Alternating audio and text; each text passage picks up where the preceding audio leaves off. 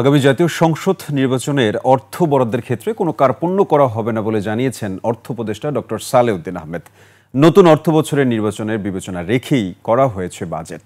বিস্তারিত আকবর হোসেন সুমনের রিপোর্টে। কেসারেন শেকড় থেকে শিখরে।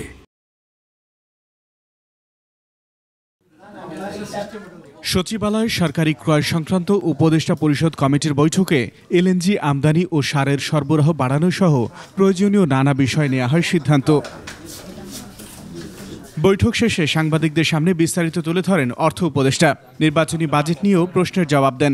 এলএনজিটা আমাদের অত্যন্ত দরকার, কারণ এলএনজিটা আসলে আমরা প্রাইভেট ইন্ডাস্ট্রি সারের সরবরাহ একটু বাড়াতে পারবো। নির্বাচনের জন্য অর্থ যা বরাদ্দ দেওয়া হয়েছে এবং নির্বাচনের অর্থ যা দেওয়া হয় সেটা কোনো আমরা কার্পণ্য করব না। জাতীয় রাজস্ব বোর্ডের চলমান সংকট সমাধানে সরকারের অবস্থান জানান শ্রম উপদেষ্টা। আলোচনার দরকার আছে কি আলোচনার দরকার নাই এ বিষয়ে আমরা এখনো বসেই নাই। তার আগেই এটা প্রত্যাহার করা হয়েছে এবং সে প্রত্যাহার করার পরে তাদের দাবি দেওয়া আছে কি নাই সেটা তাদের লোকজন আসলে পরে বললে তখন আমরা বসে তাদের সাথে কথা শুনতে পারবো। চট্টগ্রাম বন্দর পরিচালনায় শিগগিরই দায়িত্ব বন্টনেরও ইঙ্গিত দেন উপদেষ্টা। পোর্ট অ্যাকচুয়ালি বন্ধ ছিল না, আমি বলি আপনাদেরকে, পোর্টে যে অবস্থা ছিল ৩-৪ দিনেরটা অলরেডি যেগুলি এক্সপোর্ট হওয়ার কথা ওগুলো ঢুকে গেছিল। আকবর হোসেন সুমন, ২১ টেলিভিশন, ঢাকা।